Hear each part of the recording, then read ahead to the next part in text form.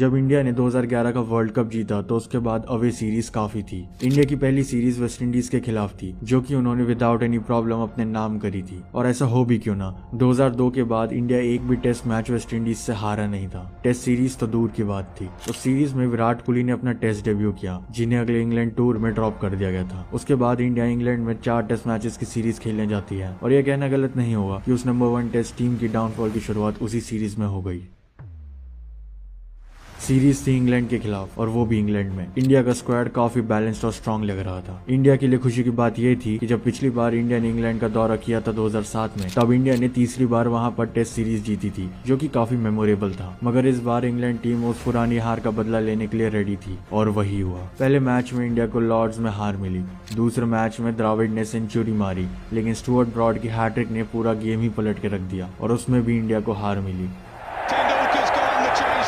तीसरे मैच में English captain Alastair cook के 294 रन की तूफानी इनिंग्स ने इंग्लैंड को 3-0 से बढ़त दिलवाई। और फाइनली 4 टेस्ट मैच में, जो कि ओवल के मैदान पर था, वहां पर इंडिया को 1 इनिंग और 8 रन से हार मिली। इंडिया को सीरीज में एक भी मैच जीतना तो छोड़ो, बल्कि ड्रॉ कराने के लिए भी बुरा हाल हो गया था। किसी मैच में इंग्लिश कैप्टन 294 रन मार देते हैं, और किसी में इयान बेल 235। इंग्लैंड का हर प्लेयर उस सीरीज में चला, और इस बात का अंदाजा आप इस बात से लगा सकते हो कि उस सीरीज में इंग्लैंड की तरफ से सबसे ज्यादा रन केविन पीटरसन ने बनाए, फिर भी उन्हें प्लेयर ऑफ द सीरीज नहीं मिला था। उस सीरीज का कंपटीशन इंग्लैंड के प्लेयर्स के बीच ही चल रहा था। उस सीरीज में इंडिया की इतनी बुरी हालत हो चुकी थी कि इंडिया की तरफ से सबसे ज्यादा रन राहुल द्रविड़ ने मारे थे, जो कि खुद रिटायरमेंट के नजदीक खड़े हुए थे। ये सीरीज इंडियन टेस्ट क्रिकेट में एक काले धब्बे की तरह बन गई थी, जिसने इंडिया को नंबर 1 रैंकिंग से भी हटा दिया था। इंग्लैंड वो सीरीज 4-0 से जीत गई थी, और अक्टूबर 2008 के बाद ये इंडिया की पहली टेस्ट सीरीज में डिफीट थी।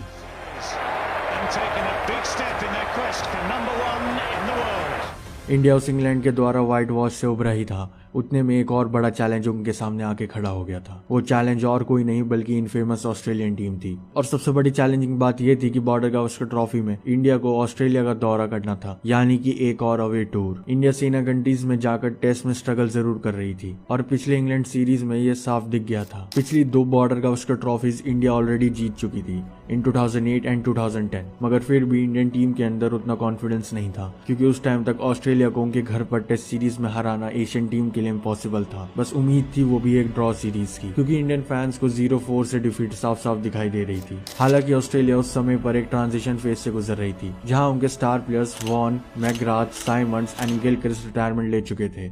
वहां उस टीम में पहले के मुकाबले उतना दमखम नहीं था, मगर ऑस्ट्रेलियन टीम घर पर खेल रही थी, और शायद उस टाइम पे इंडिया को धूल चटाने के लिए वही रीजन काफी था। ऊपर से इनफॉर्म माइकल क्लार्क एंड बाकी के प्लेयर्स ने उस सीरीज में बची हुई कसर निकाल दी। पहला टेस्ट बॉक्सिंग